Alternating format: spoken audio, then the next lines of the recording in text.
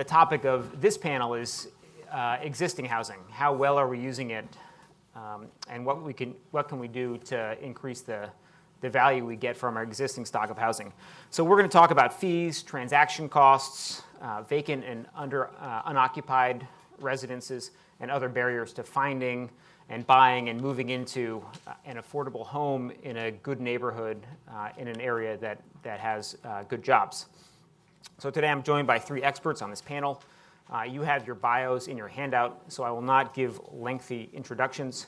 To my left is Ben Harris. Ben Harris is the former chief economist to the former vice president and current presidential candidate Joe Biden. He now has too many job titles for me to list in their entirety, but I'll say that he's a visiting professor at the Kellogg School of Management and the chief economist for Results for America. To his left is Jack Ryan. Jack Ryan is the co-founder and CEO of Rex. That's a residential real estate company that uses AI and big data to match sellers and buyers of homes at a lower cost. And to his left is Jonas Scheinda, who is the chief economist at the Fiscal Policy Institute, where he heads the institute's research work on budget analysis and economic policy. He is one of the innovators behind the pied-à-terre tax that was proposed in New York City. That was an idea that captured the attention of New York policymakers earlier this year, and I think it's fair to say terrified the New York real estate brokerage industry. And so I wanted to jump right in with some basic facts. So, and Jack, I wanted to start with you. Oh, good. Part of what I wanted to talk about today was transaction costs and how much it costs to buy and sell a house. And so I wanted to start off with just some basic facts. How high are the costs of buying and selling a house in the U.S., and is the U.S. unusual? Well, thanks first for having me. I'm so glad to be here with Brookings and with you, Adam, and with Ben and Jonas. It's nice to be with all of you, too. So in the prior panel, we talked about transaction costs and how much it costs to move into a home or buy a home. But one of them are totally unrelated to government proactively, and that is just the huge size of the residential real estate fees. Can you all hear me, by the way? I have a sense going in and out. Can you hear it back? You can all hear me? Okay, great. So ask yourself the following some questions. Why is it that residential real estate brokerage fees are about 3 times higher in the U.S. than any other developed country in the world? That doesn't strike you as odd that would be true? The kind of the font of free markets and competition and low SG&A. And why is it that every other consumer-facing agency fee in the U.S., meaning stock brokerage fees, bond brokerage fees, travel agents, taxi dispatchers, they're all down about 80% over the last 10 years, except for one group, residential real estate agents. Isn't that peculiar? And why is it that the cost of inputs, the labor inputs, to use kind of Ben's background as the economist, have gone down for agents over the last 10 or 15 years? No one's asking an agent really, most people aren't, to drive them around Chevy Chase, Maryland for 8 weekends in a row for 3 hours a weekend to show them a home. That input's gone away. And yet the fees are still the same. Peculiar, isn't it? Why would all those things be happening at the same time? Is there some of the industry structure that's allowing that to happen? What are the odds that all those are independent events? Probably very low. Must be something systematic going on, right? Should we care? This is why I think this is one of the biggest issues facing public policy people probably in the last 100 years. And you're going to think this is hyperbolic to say this. But there's $1.5 trillion of residential real estate transactions every single year. If you use the international standard of 2 to 3% to sell a home, the rent that's being charged by residential real estate agents in the U.S. is $60 to $70 billion a year. $60 to $70 billion a year is getting moved from consumers' pockets to agents' pockets. Huge number. And over the next 10 years, probably $1 trillion, going from middle-class Americans to real estate agents. And then what are the knock-on effects? How many more minutes do I have, by the way? 45. You can talk as long as you want. Oh, 49. Okay. I'll take them all. What are the knock-on effects? I started at Goldman Sachs a long time ago, and to give you a sense for how this affects all the adjacent industries, about a third of the U.S. GDP is consumer services. Most consumer services are attached to buying a home. There's some for manicures and pedicures, but most are attached to buying a home. And so when you think about all the attached services, you get a mortgage, you get home insurance, you get a contractor to fix the house up, you get landscaping, you get a decorator, you buy new furniture. All those things are catalyzed by buying a home. And so when you make the transaction cost really high, guess what happens? The volumes go way down. When I was at Goldman Sachs, it was 12 cents to move a share of stock when I first started. We drove down the price of moving shares from 12 cents to 1 cent using big data and AI. What happened to volumes? The average volume of shares in the New York Stock Exchange went from 100 million shares when I started to about 2 billion a day when I left, because the prices went down. What happens when volumes of homes trades go up? Guess what? More mortgages, more home insurance, more contractors, more decorators, more furniture, more landscapers. So all these industries are being suppressed because of this group that are taking so much money from consumers for their fees. Well, the last two things I'll say about this is just because it's a cultural issue and a tax issue. When you suppress transactions, guess what happens? Capital gains tax goes down because the federal government taxes on capital gains tax. State revenues go down because property tax is attached to the value of the home, right? So when you trade homes, the value of homes go up. And then state and local taxes go down because there's a transfer tax in most jurisdictions to fund police and teachers and firemen when you trade homes. And the last thing is, when it costs a lot to sell a home, job mobility goes down, and then home ownership goes down because it costs so much to buy a home. So this group of people are damaging the economy in ways that I think is trillions of dollars over the next 10 years, trillions, and probably maybe a quarter of GNP every year, 0.25%. Anyway, so I think it can be fixed. We're trying to fix it. We can talk more about that, but I know I'm running out of time. Well, I wanted to ask a couple follow-up questions. So I agree that in most other markets, these transaction costs have gone way down.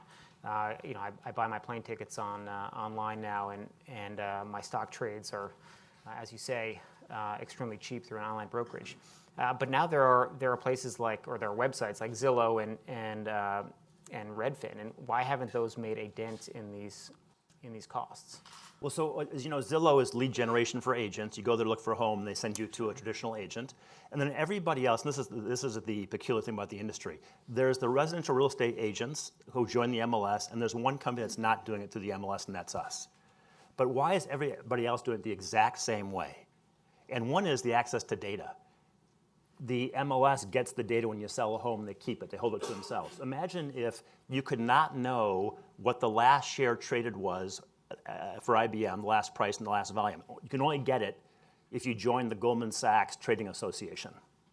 What would happen to the price of trading shares? It would have never gone down if you had to ask Goldman Sachs and Morgan Stanley for approval to get the information, right? So one is the suppression of data. Now we hire data scientists from Harvard and Stanford and MIT to help us predict things, and we go around that. But if you're a normal realtor, you can't get access to the data. The other thing I'll just share with you a few other things about why this has happened. If you join the MLS, there's a rule that if you list a home with an MLS agent, you must also offer to pay a buy-side agent commission at the same moment. They tie those two together by fiat. To me, it's a legal tying arrangement. You buy one service, you must buy another. And you're supposed to pick the price that you will offer the buy-side agent at the moment you list the home that is never modifiable. So you have to name a price for a buy-side agent for a buyer you don't know and guess how much they might want to pay at the moment you sign a listing agreement, months before you even met a buyer, right? There's so many things that they're doing to constrain competition that results in these fees that are so high relative to almost any other developed country. I can go more. There's about 20 things that happen. Sure, that's why we're not a member of it, but I don't want to take all the time on the panel. I'd like Ben and Jonas to have a chance to speak, but I can go through all the things that they do to create the What'd you say? Monopoly. I'm sorry. Saying barriers to competition. So I can see that position. Well, Ben, to follow up on that, first of all, do you think that there is a competition problem in this market? And what do you think the broader consequences are of the high transaction costs that are associated with buying and selling homes? So transactions costs, depending on how you measure them, are about 9% of the volume of the price of a house. Some there's basic facts. And so around 5.5% of that is around the realtor fee, but we also have origination fees for mortgage. We have transaction taxes in local jurisdictions, which vary a lot. In Pittsburgh, they just raise it from 4% to 4.5%, but a lot of cities and states don't have any. There is title insurance. So, all combined, there's a lot of heterogeneity in transaction costs, but it's around 9% nationally on average. And so the question is this a problem? Of course it is. I mean, the house is the biggest purchase that most households will ever make. And if you're talking about 9-10% of that, of course that's a massive cost. So let's put it in sort of a broader macroeconomic context and move way, 30,000-foot level. For about 100 years in the United States, from about 1880 to 1980, there was a convergence in incomes by cities, right? So the poor cities were catching up to the richer cities at about 1.8% a year. That's a good thing, right? We want to sort of all see these cities converge together. Something happened around 1980 where this slowed down to about half that rate. They were still converging, but they were converging much more slowly. And then around the Great Recession, this stopped. And cities just are not converging anymore. So why aren't cities converging anymore? One reason why cities aren't converging anymore is because people aren't moving anymore. And so, if you look at mobility patterns going back to 1950, the within county moving, so the rate at which people move within their county has fallen from about 13% down to around 6%. That's a big change. People move a lot less within the county. Intra-county moving, so moving from one county to another county, has declined from around 6% to 4%. This is a really big problem because before what was happening is people were moving from areas where there wasn't opportunity to places where there was opportunity. And if they're not going to move, the problems of income inequality and income growth become much more challenging. So why aren't incomes converging? Because people aren't moving. Why aren't people moving? Because it's really costly to do so. And so there's this really good paper that showed that people just are not moving to higher income areas. So by the way, it used to be for this 100-year period, it used to be that people would move from poor areas to richer areas. It also is true that capital would flow to poor areas. If you wanted to build a factory, you're not going to build it in the heart of San Francisco. You're going to go to Allentown or Gary, Indiana, or somewhere it's cheaper to build a factory, and that would end up lifting up that place and sort of lead to this convergence of income. So that's not really happening anymore.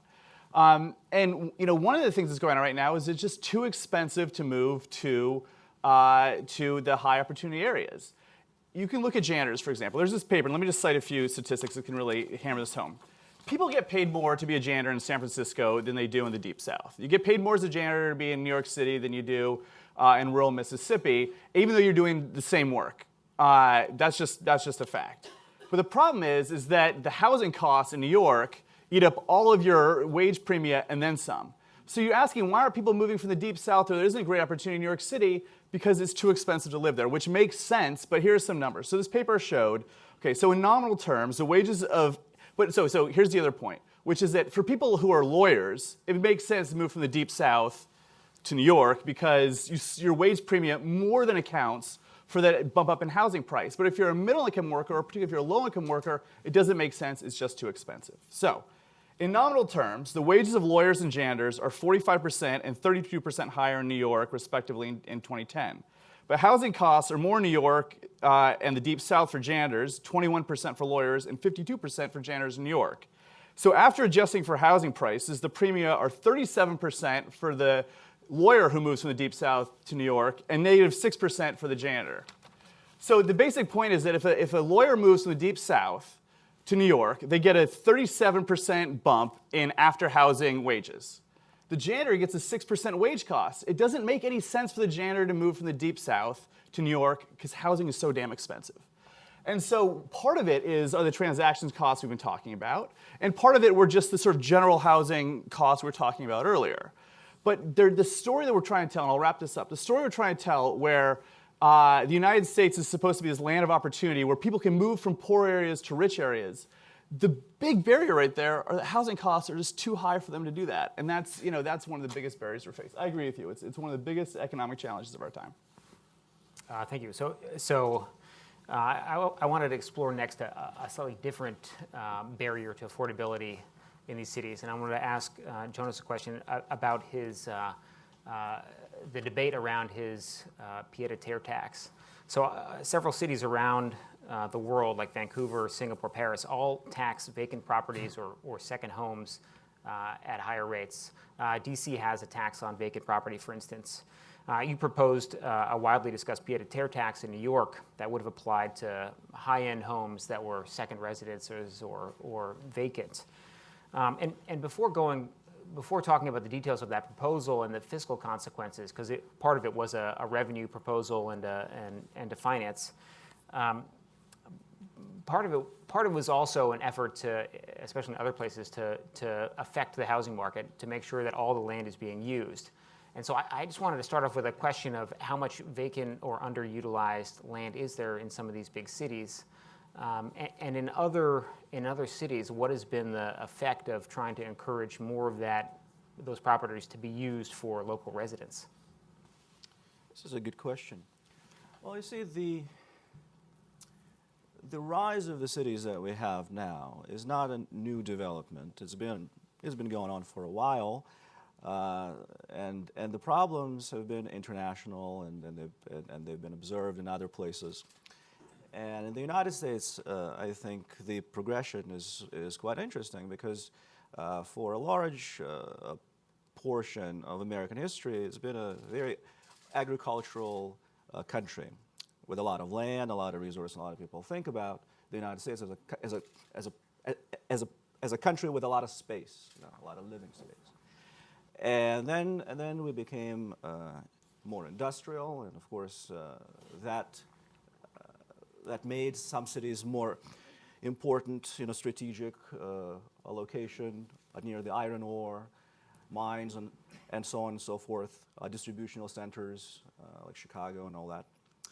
And as the economy is becoming more service-based, we don't need as many people first, and we get a lot more concentration. So a lot of other places have been dealing with these kinds of problems. And what happens usually when the cities rise and they become very prominent destinations for business and commerce and finance and construction and services and lawyers, etc., the ecosystem, the economic ecosystem of those places becomes a kind of a very good insurer of property values. So you may not want to live there, but if you want to park your money, those are the places to go. So what other places? Well, Mumbai is probably a very, very good place. Paris is a good place. Everybody wants to be in Paris. New York, the home of the party, the rent is too damn high party, is a place like that. Everybody wants to be in New York, I think, supposedly. And so that creates the disparity in how many people own multiple units and have their living situation all fixed, and how many people are struggling. And of course, in smaller places like Vancouver, that is the first such policy innovator and pied-à-terre tax that they have there is a very interesting one to look at. It's much easier to notice that something is going incorrectly. Right? So Vancouver residents, they decided, the politicians, they decided to charge a 1% empty home tax and the tax on foreign buyers. So there's this, and a lot of places are like this. Singapore is like this, and it's a small place, so they try to make sure that the local residents are able to live somewhere, and they have a very strong public housing program there as well. So what other places are doing normally, they have the second home tax, and they have a foreign buyer tax, or a form of a foreign buyer tax. So in the city of New York, we cannot charge a special tax. It's going to be unconstitutional for foreign buyers, but the second homes, we could do that. Now, of course, our proposal doesn't go as far as to prohibit multiple homes being bought and owned. It's not intended to move the market in a significant way, but it was part of the discussion of the infrastructure debate. The subway system that we have is crumbling. So it was just part of the discussion to raise some revenue and help a little bit to do that. But I think the discussion could be broadened, and we can have a really, I think, strong conversation about whether or not the markets are designed properly to deliver the types of outcomes that we would want. Well, so in New York, I mean, New York is obviously a big market, but in Vancouver, my sense was that when they imposed that tax, it had real effects on the market. It is very difficult to say what really impacted the market. Is it the foreign buyer tax or is it the pied-à-terre tax? But there are some articles about what is going on there with their real estate. So the benchmark prices went down by 8%, 8 and change percent. Is that because of the problems with the Chinese demand, or is it because of something else? We do not know. There are some articles, also some reporting, that now all those pied-à-terres become very affordable rentals, right? So and even students can afford them. So that, I think, is a positive development. Sure. A question on the earlier panel I thought was, are the Russian oligarchs responsible for the rising New York prices? It sounds like in that market the answer is no, but in a small market like Vancouver, it seemed like the influence of foreign buyers was much larger, and especially when they were keeping those. I would be look. I would not be dismissive of that comment. I think it has a great validity, but but the way markets are usually, if there is a very strong demand at the top of the market, and not everybody is going to be able to sell those kinds of units, but they are going to be produced, right? So it attracts the productive resources from other segments that could be delivering more affordable options, more economic options to lower income people and middle income people.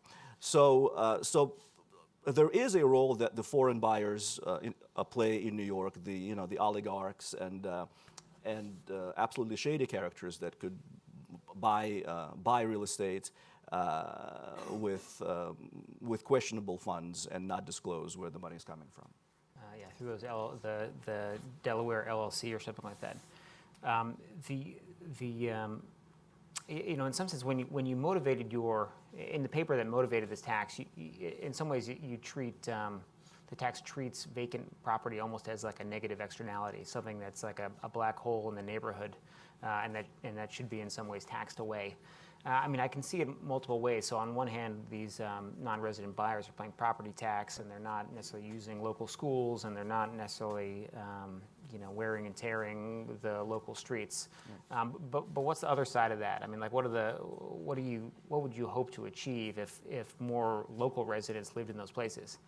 Well, a tax is a tax, right? So it doesn't solve all the problems, and it shouldn't solve all the problems. But as I said earlier, the entire economic environment around those properties is conducive to the property values increasing and being shored up. Well, what we'll lose if we have a lot of empty condos and houses, we'll lose the 24-hour community. So we don't have as much, or we have less of the civic engagement there. And if you walk down the street in many areas in Manhattan, there's nobody there after a certain hour. Right? So of course it's a busy place. There are a lot of businesses, but all those businesses they need to be sustained, and not just. Especially the local businesses, the restaurants, the mom and pop shops, as they're called. They need to be sustained by more hours of people going into them and buying stuff than they are currently. So we have this. I think it's a rolling story in New York that the longtime restaurants and small businesses that just shut down, and because they cannot, they don't see that demand there, so their services are not needed, and all we have in many such places, in many neighborhoods around New York, all we have is national chains and banks and pharmacies, which are of course very good businesses, but the character of the neighborhoods are changed negatively. I mean, you've got an economic argument for this, and you've got a political argument for this. The economic argument is that if you were going to design your ideal community, it would never be absentee landlords who lived, 6,000 miles away and just happen to show up once a year. I mean, that's not the idea of community that most of us want. And so, what do we do in economics if there's something which is bad or harmful? We tax it. We tax cigarettes. We tax soda in some places. And so, why not tax people who only show up once a year? The political side of this is that, and so in 2016, we went to, when I was Vice President Biden's chief economist, we went on a sort of a state trip to Australia and New Zealand. And Australia was remarkable because we were in Sydney, and the Sydney real estate prices have just shot up over the past several years. I don't know why, but everyone in Sydney thinks it's because of the Chinese. So you would get into a taxi, and the taxi driver would say, "Can you believe what's happened to our real estate prices? It's all the rich Chinese." You would go, you get your hair cut. They're talking about how the Chinese are driving up their real estate prices. You go to a state dinner, and they're talking about how the Chinese are driving their real estate prices. It's a really politically convenient thing to do, to tax the rich Chinese investor. No one likes taxes, but if I'm a politician, and I'm not, and I'm a politician in Sydney, it's a lot easier to levy this pied-à-terre tax than it is to boost property taxes on native Australians. That feels like a much harder thing to do. I mean, in New York, you struggled with this tax, right? At the end of the day, it felt like it was beaten back by the real estate industry. At the end of the day, it was enacted as a 1% transaction cost instead. Like, what do you think the barriers are to getting these things done? Well, I think we need a wider discussion about this. There's just I was very surprised with the level of attention that this proposal got. It's been around for a while. But this year we needed to find some money in New York to fund the MTA, and so this was the part of that discussion. Yes, of course, the sales tax, right? So which we got, which is a one-time tax that the buyers of properties over $1 million worth are going to be paying. Of course, it's not nothing. I think it's a good start, and maybe we could revisit this question at some next time. I think your timing was helped by someone buying a $238 million condo, right? Right. Yeah, so that enhanced the attention. Well, that property actually,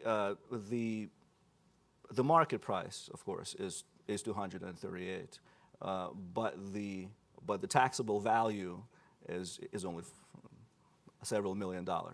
So there's a huge difference between the amounts that are paid in transactions and what the city and the state get. And those are development incentives. Is that what the reason is? Well, it's a combination of a lot of things. So there are some abatements, of course, that the buyers get if it's a new property, if it's a newly constructed property. So there's that. But also, New York has a very complicated a property tax system that doesn't evaluate a lot of properties, condos and co-ops as houses. So we evaluate them as comparable rentals in the area.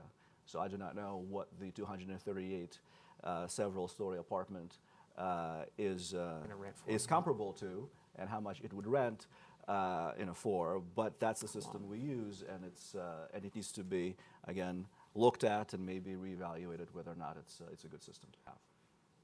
I mean, probably not. Yeah, probably not. Probably not. The traditional way we think about the influence of taxes on home ownership and affordability is through provisions like Prop 13 in California, where we have reductions in property tax rates, or at the federal level, we provide deductions for mortgage interest and a deduction for state and local taxes. The Tax Cuts and Job Act just capped those at $10,000. So in many high cost, it capped the deductibility of state and local income taxes. It also placed limitations on how much mortgage interest you could deduct. And so I think in a lot of coastal cities in particular, there's a concern that this is impairing affordability. And so I wanted to get your take about what you think that bill did to home prices, if anything, and what that actually means for home ownership. So the bill did three things. As you mentioned, it reduced the maximum price of a mortgage on which you could deduct interest from $1 million to $750,000, although mortgages were grandfathered in. It capped the amount of deductible state and local taxes, including income taxes, you could deduct at $10,000. But the big thing it did is it doubled the standard deduction, roughly doubled the standard deduction. It just killed itemization, right? And people are still sort of, I think, realizing this as you're getting their tax returns back and filing their taxes. But the rate of itemization fell from middle class families. The rate of taking the mortgage interest deduction for middle class families fell from around 20% down to around 7%. And for those that were in the fourth quintile, it fell even more. And if you look at those taking the state and local tax deduction, you saw reductions from around 50% for sort of middle income families down to around in the high teens, I think. So TCJA just killed itemization. Now the question is, did it impact housing affordability? And it depends on who you ask. It depends on, do you own a house or are you wanting to buy a house? If you own a house, it's this negative windfall, right? So now the house which you bought under the prior tax law and expected to be able to afford under the prior tax law now just became more expensive. But that's all capitalized into the price of the house. So if you're looking to buy a house, you don't own one, it might be a bit cheaper. And so you have this sort of complicated price effect between people who own houses and who don't. You also have this complicated price effect between expensive areas and not very expensive areas. So if you're comparing, for example, a coastal city where you have a really high price to rent ratio, where you have really high, like New York, New Jersey, a lot of people are taking the state and local deduction. There were itemizers before. That price impact is much stronger than it would be in somewhere in the heartland or somewhere else where incomes tend to be lower. And we're already seeing some evidence of this. So the New York Fed went ahead and did some analysis on this, and they're finding price to rent ratios are converging really sharply in the wake of TCJA. So I think that there's already some anecdotal evidence, not necessarily academic evidence, but pretty solid evidence by the New York Fed that prices are coming down or being capitalized into coastal cities, which to me feels fairly unfair to people who purchase a home under a certain set of laws, but might be good news for someone who's hoping to get into a house.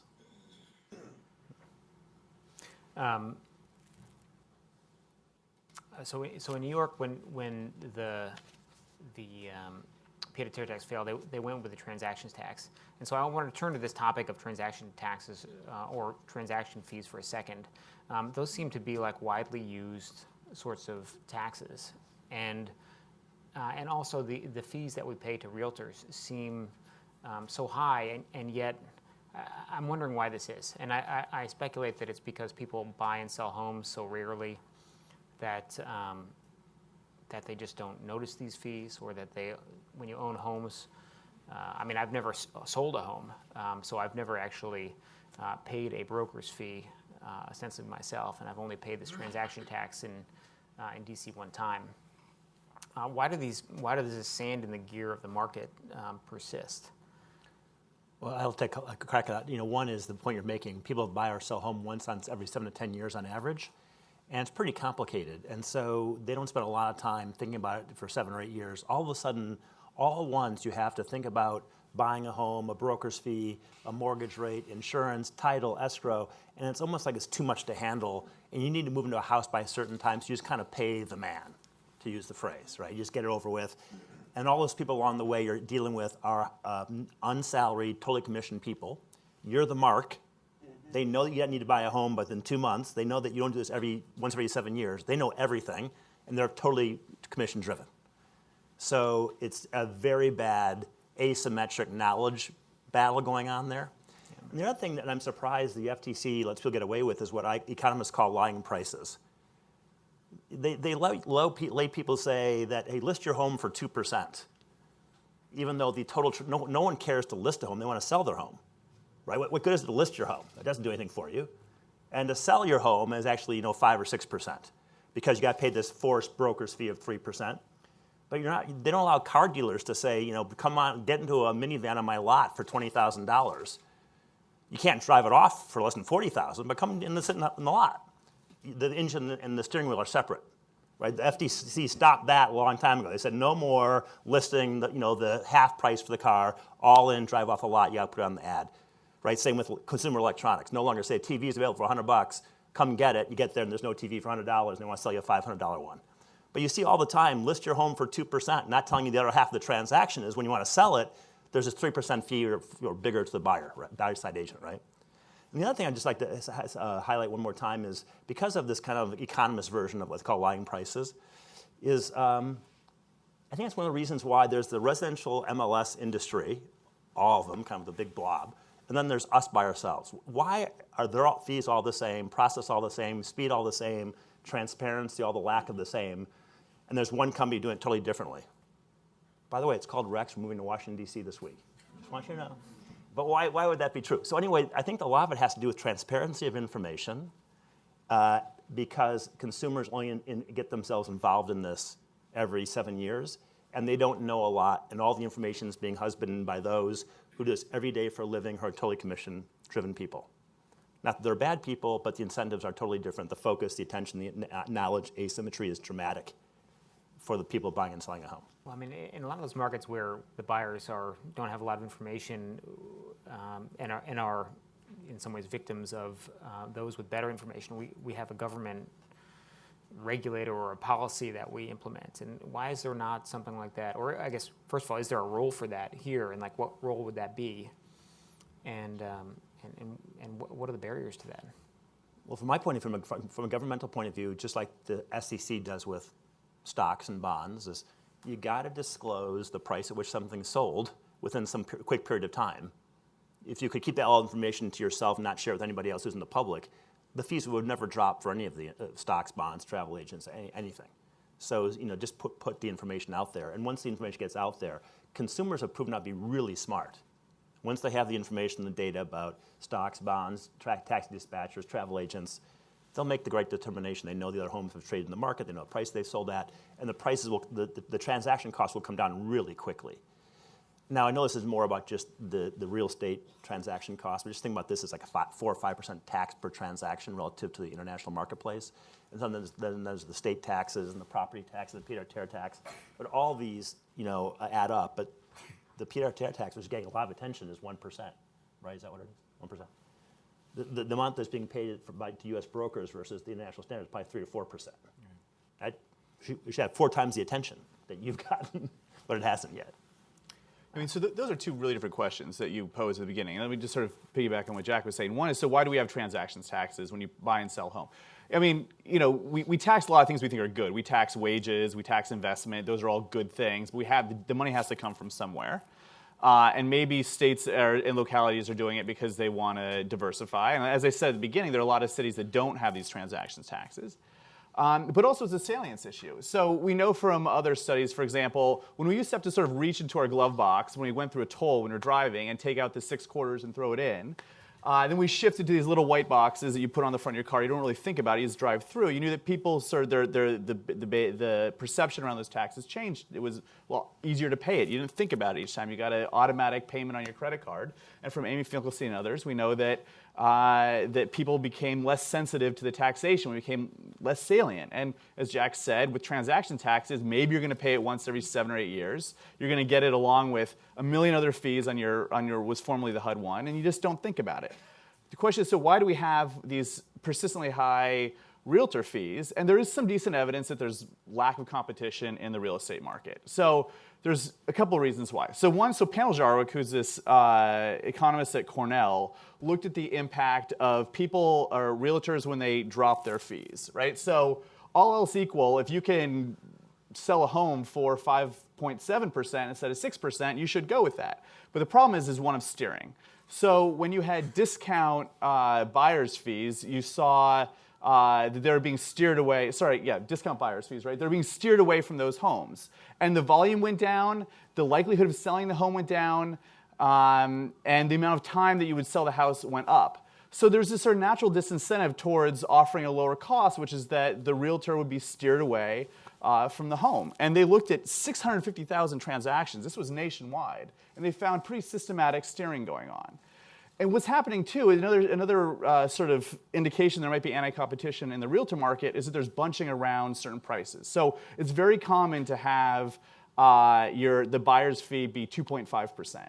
It's very uncommon for it to be 2.4%.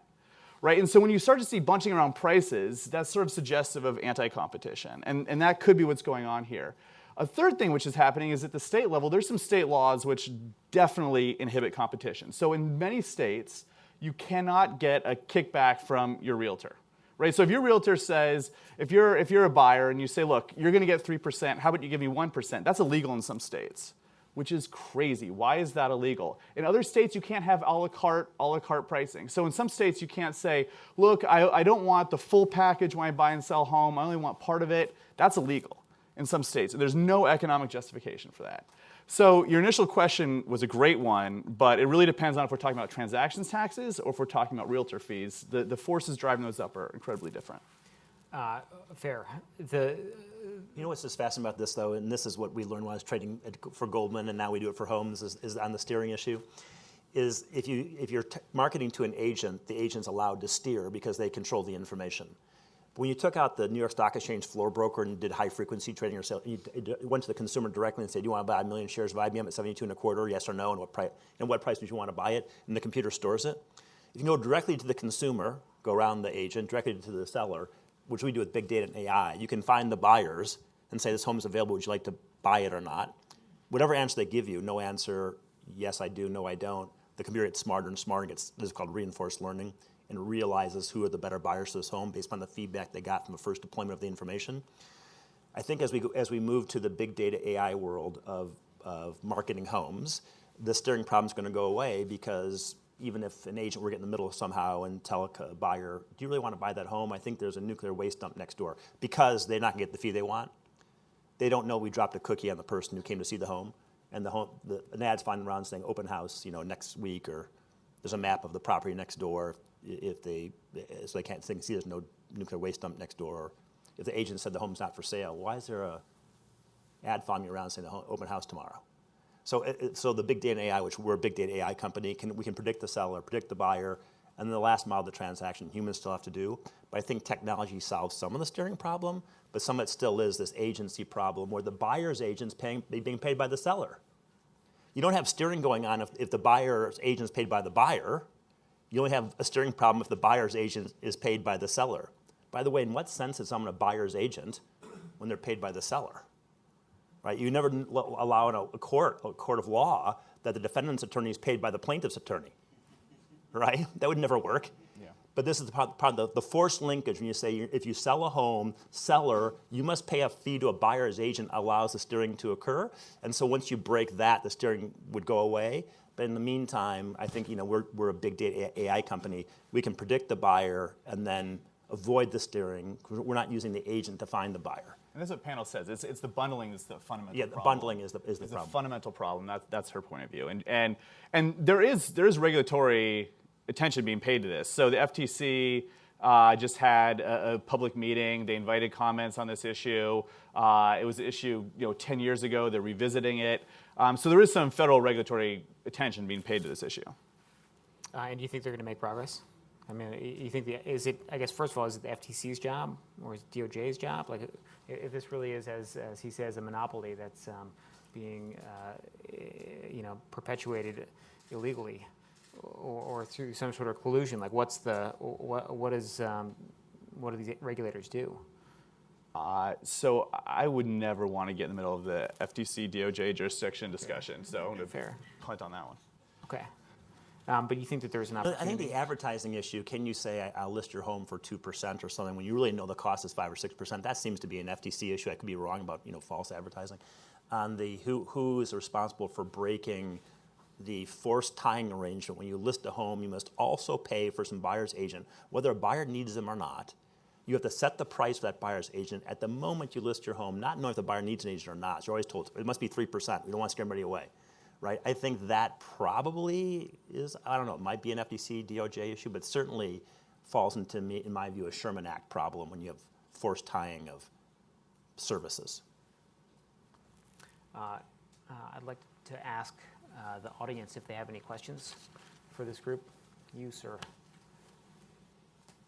Is there a mic? There's not a mic. Well, can you just stand up and we'll be quiet. I work on issues of wealth concentration a lot. So on the issue of taxing an empty unit, it's an idea for Trump and Putin. You have a group of people with this tax that are going to be. This is for Trump and Putin. I don't know about Biden. So you got these. The tax will disadvantage a group of people, so they oppose it. But there's no winners. So what if you make the tax higher, and you waive the tax if the oligarch who's, say he's just buying it for insurance, right? In case he has to leave the country, he doesn't need to live there. If he leases it to a young family that lives in New York, it only charges them 30% of their income. And then you put, no pets. But I mean, like, there's got to be some people, maybe the oligarchs can help us fill in these empty spots, and they can I would make the tax higher and give them an option. And also on the, why are these, I give money to my local state representative. He's a lawyer for the real estate industry, and he's in the state legislature. And my guess is there's a million little fees and things that they have ensconced in state law that support this whole 5% array of services that you have to have. So I wonder if you run into that. So two different questions, sorry. Well, I probably would place no trust or hope with the Russian oligarchs at this point. But of course, it's a question of how to best engineer the tax. How to apply it best. I mean, there are some other ways of doing it. Let's say increase the property taxes for everybody, and then provide the abatements on tax discounts on the properties that are the primary residences of the people. So it's possible to do that this way, or it's possible to to tie say the revenues from this to public housing and other stuff like that. So it's possible to do that, and of course that is the discussion that needs to be had. Now, I think Jack knows a lot more about the fees, but every New Yorker is a little bit of a real estate agent,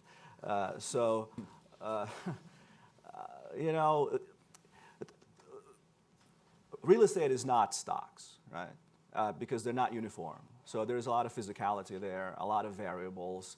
How do you compare an apartment that has 700 square feet and has a balcony, and the one that doesn't have a balcony, or the one that has a southern exposure and the northern exposure? So these are all variables that are, the array of these variables is so large that, of course, the real estate agents are the ones that that hoard that knowledge, and knowledge is power, and power, of course, is translated into more profits. But I think... Well, this probably is Ben's territory, but every asset's substitutable in the real estate space. They're not identical, they're not commodities, but they're substitutable. And humans all the time are making judgments about the southern exposure versus the northern exposure. It turns out that the computers, we run billions of algorithms per day, take all this into consideration and can give you a good sense for what a home is worth, as long as the information is available. Right? You just need the information. This was not true 7 years ago, 5 years ago, because the cloud, the cost of storing data has gone from $5 a gig to half a penny a gig. So we have an infinite attic to store as much information as we want to. can run algorithms against the information in real time, deploy against the algorithm in 100 milliseconds, get the response back, and redeploy a new algorithm. Anyway, so the point of this is that you can have a million variables and we can still make a prediction and change the computer in real time against prediction about who's the right buyer for this home, what this home is worth. Having said that, you were referring to the state legislator. The state legislature, it's very interesting. For instance, Ben was saying that some states say you can't get rebates. New Jersey is an example. We give, there's this huge fee that goes to buyers agents for many people, it's worth it, many people it's not. Everyone's looking at the home on their own in Zillow and Trulia, and they have an agent open the door, and the agent got 3% of $800,000, $24,000 to open the door. Can't we give a lot of that money back to the consumer, to the buyer? We try to rebate half or more back to the consumer. New Jersey says that's illegal. We can't give money back to consumer? That sounds odd. Why can't we do that? What's the public policy for that? So this is the point you were making, Ben, about in certain states, I think you're talking about regulatory capture. The regulator managing the industry is actually part of the industry, maybe, is what you're referring to. Why would that be true? So why is it that some state legislators say you can't rebate the fees to a consumer? Yeah. I don't know why. I just know it's anti-competitive. Okay.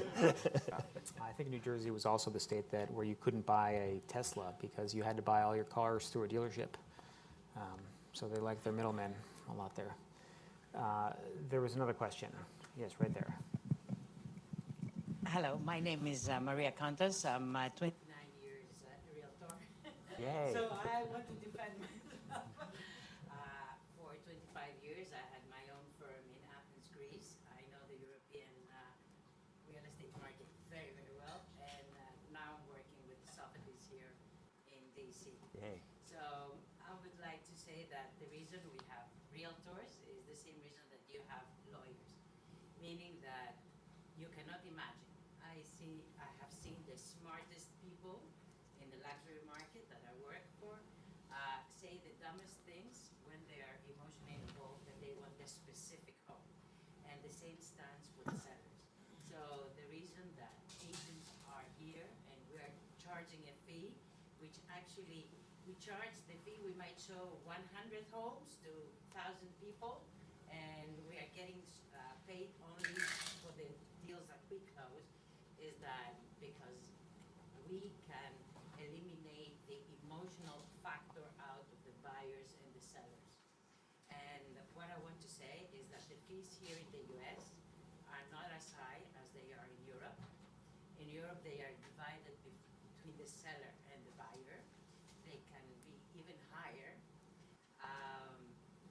And I would like to say something to you because my brother is the acting CFO of the IRS right now and also a professor in GW for public economics, is that US right now is a very safe and regulated real estate market.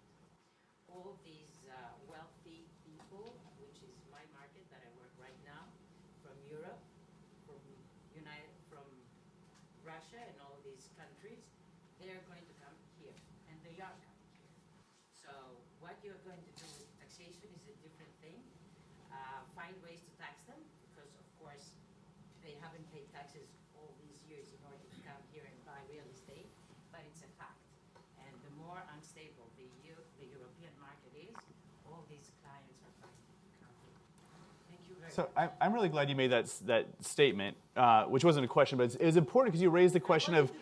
Yeah, no, yes, but I'm glad you said this.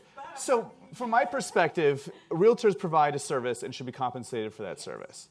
I've bought and sold 4 homes, which is far too many.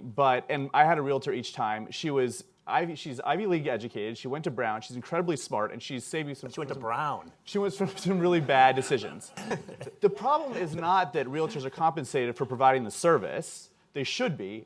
Absolutely, that's without question. The problem is that we have a market that discourages being able to offer differential prices for that service. So the problem is we have a market which basically makes it very difficult to be set at I think other than 2.5% or 2% for the purchase of a home.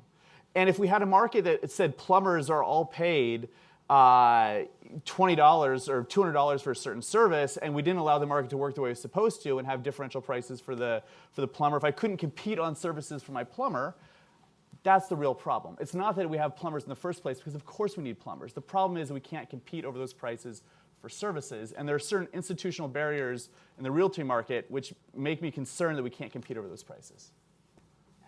You're right, because excuse me. We have really high cost in order to list a home, and sometimes I'm getting paid the same percentage as some bad agent is getting paid. The thing is, and I have an answer for that, coming now and relocated to the US market for the last 3 years from Europe, is that United States market is a very fair market. It's an open market, meaning that at the end, the bad agent is going to be at the side.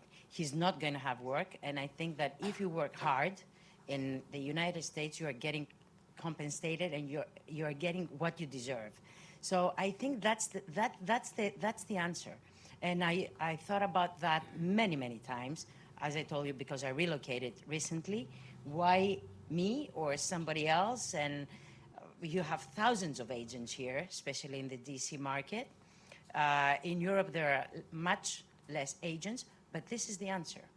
I mean, the good is always going to survive. The bad, the market is going to throw him out. Well, I just want to say two things. One, thank you for saying what you said so politely and so nicely. I really appreciate your thoughts. You're my worst nightmare. Generous way. You were awesome. You were fantastic. It was fantastic. So there's good agents, and some may be worth 5 or 6%. I just echo Ben's point that it's hard to know. For instance, you're selling a home in the Bay Area. Should it cost you 5 or 6% when the home gets sold in 3 days for $3 million to sell that home? Why can't you sell it for us, pay the seller agent 0.5% and nothing to the buy-side agent, because the day after you list it, 50 people are lined up to buy the home? But no, that fee's still 5 or 6%. So it's not that shouldn't be the right fee for you, because I'm sure you're very good at it for the right homes that you sell. But why is that true everywhere, to Ben's point? It doesn't seem to make any sense. And so I think there'll be people, like in the stock market, there'll be people who charge you a lot and do a really good job, and there'll be E-Trade that does very little for you, but you're very smart and great, use E-Trade. There should be a variety of services, price at which you can choose to use the service, and there isn't right now, other than us, to do that. So that's my point. There was a question Thank you. right there. Hi, my name is Rosalie again. We were talking about buying and selling houses, but I was wondering the renter's point of view. And then U.S. housing policy was traditionally favor the homeowners. And I was wondering what would be the long-term consequence of lack of federal level attention for the renter.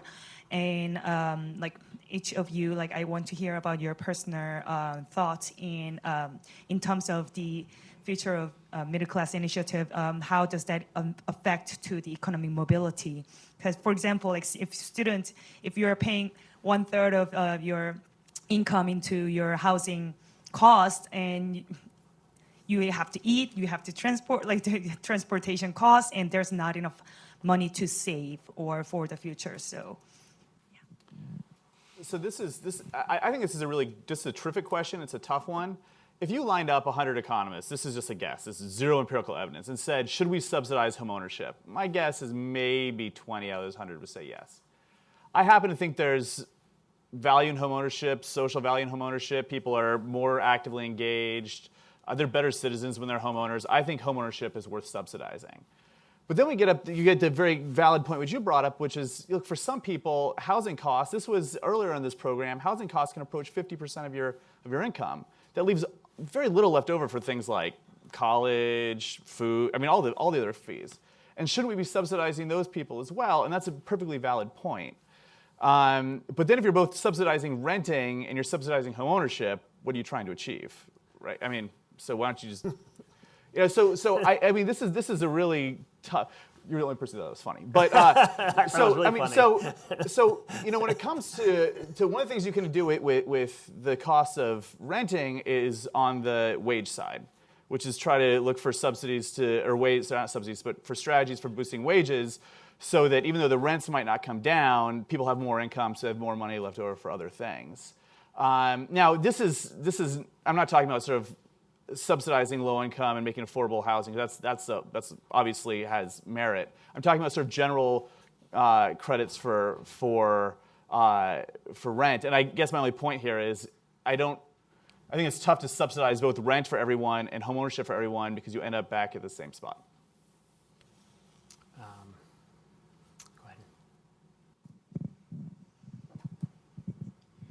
ahead. Hi, Elon Sykes. We had a question in an earlier panel about property or land taxes, and I guess when we're talking about sort of transaction costs and incentives to develop and fill empty apartments, whether it would be feasible or worthwhile to explore some of the more creative proposals for taxation of land and property, like old school with Henry George's proposal to tax the value of land without the improvements, or sort of the wackier Eric Posner, Glenn Weil proposal to allow people to value their own homes and pay property taxes based on that, but then have anyone come and be able to buy it. They call it like a self-assessed tax. So like these are not immediately implementable ideas, but whether those are worth exploring as ways to solve some of the problems of transaction costs and incentives to develop. So for a long time, the number one pro-homeownership program in the United States was the mortgage interest deduction. It's been cut basically in half by the TCJA.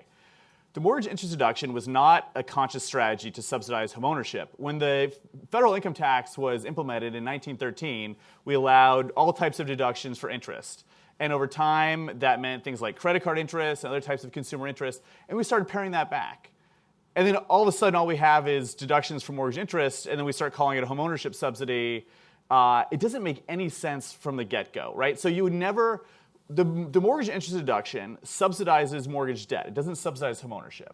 It subsidizes mortgage debt, and it subsidizes at whatever rate your marginal tax rate is in. So if you have $1 of mortgage debt, you get 37 cents back if you're in the top income bracket, and then it gradually goes down. That's insane. You would never start, if we started from scratch and someone said, let's develop a tax policy to subsidize homeownership, and someone raised their hand and said, let's subsidize debt instead of homeownership, and let's give higher income people a higher rate of subsidy, let's do that, they'd get kicked out of the room. So we had this really sort of bizarre subsidy for homeownership that wasn't very effective. And if you look at study after study, we found that the mortgage interest deduction it just increases more debt and increases more expensive homes. It doesn't increase the rate of homeownership. So what can we do? So I had a paper about this maybe 4 or 5 years ago. We looked at the economic consequences of a few different strategies. One strategy we thought was have a first-time home buyer tax credit. Get people in the home in the first place. Homes aren't just places where you live. They're vehicles for accumulating assets. How about we just get people started early as sort of a pro-saving measure? So we sort of looked at about a $10,000 first-time home buyer's tax credit as an option. Another thing we looked at is saying, look, let's just give us a tax credit every year. So now people get $2,000 every year for having a child. We don't just give when the child is born, here's $10,000. We say, look, we give you $2,000 every year. Why not have an annual home ownership tax credit? We say as long as you're a home buyer, we see value in that, have about $2,000 a year if you're a married couple and $1,500 if you're single. And another thing we looked at was sort of a rebate on property taxes. But the point is that there are lots of ways to improve on the mortgage interest deduction. It's not effective at increasing home ownership. It's unequal, and now it's only available to a few people. You had a question right there. And then you will get the last one. Rick Ryback with Just Economics. You were talking about the value in home ownership, and I just can't let that go unaddressed. As somebody who used to be a renter, I'm a homeowner now, but I think one of the reasons why people think that homeowners are better people, more involved in the community, this, that, and the other thing, gets back to something that was said before. In many places in the country, the landlord, on a whim, can either kick you out or double your rent. So if you don't have security of tenure, are you going to get involved in the school? Are you going to get involved in the community? It's a security of tenure issue. And one of the main motivations for home ownership at the turn of the last century was to get security of tenure so you wouldn't get kicked out. And then because of all what's happened with mortgage interest and other types of deductions, it's morphed into a wealth building scheme. The other thing that I think is important to recognize is that when we talk about housing affordability and what to do, and some people say, well, the best thing to do is, a wage program, get people's incomes up. People have said this in our discussion. You go out to Akron, Toledo, Gary, Indiana, home prices are really cheap there. But the factories have closed down. If I don't have a job, even a cheap home is unaffordable. And you go to Silicon Valley and people are making six-figure incomes and they can't afford a home. And it's not the price of lumber or pipes that's more expensive in these places, it's the price of land. And that's because we have this upside-down tax system that you've referred to and you've referred to, which is that we say we want more affordable housing, more jobs, but if somebody has the audacity to put up a building or improve a building, we raise their tax. Not just the year they make that improvement, but every year thereafter. The net present value of the typical property tax is like a 10 to 20% sales tax on labor and construction costs. That's crazy. On the other hand, if you hold a piece of land vacant and let the government improve public services around you, you make money in your sleep. So we encourage that by taxing land low. So we've got this upside-down system. Some places in Pennsylvania have reduced the property tax rate applied to buildings, increased it on land, without losing any money or spending more money. These people have lowered the cost of buildings and the price of land. So that's something that I'm surprised nobody talks about. People seem not to know about it, but it's been very effective. It's fundamental economics, and yet never gets addressed. And I would hope that maybe Brookings and other people could deal with it. I appreciate the gentleman for asking the question. We are running out of time. Yeah, very quickly, the last question. I'll be very quick, and I didn't want to do that because I asked the question to the wrong panel, but some of my colleagues raised the issue again.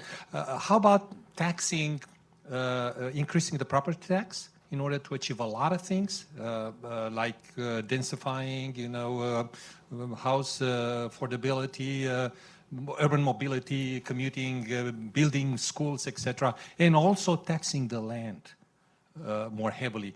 And actually, the land could be taxed progressively. So a certain rate for a quarter acre, another rate for half an acre, depending on the local community. And I thought that Thanks. was the spirit of your the next iteration, where you have basically a property tax that applies to a certain higher end group of homes, and then it gets used for affordable housing or for other services. Right. Well, there are some discussions along those lines, and of course we're only bounded by our creativity, and some people could be very creative in coming up with new tax schemes, especially of course if we talk about land internationally, it's very concentrated. Let's say 1% of less than 1% of people in England own most of the land, right? So the report just came out on that, and we have similar situation here in the United States as well. So of course it's a very interesting idea. Again, I would not be dismissive, but it needs more careful thinking, and it requires, I think, a wider debate. All right. Well, thank you very much for coming, and thanks to our panelists for appearing. Appreciate having us. Thanks for watching. Be sure to like and subscribe for more videos from Brookings.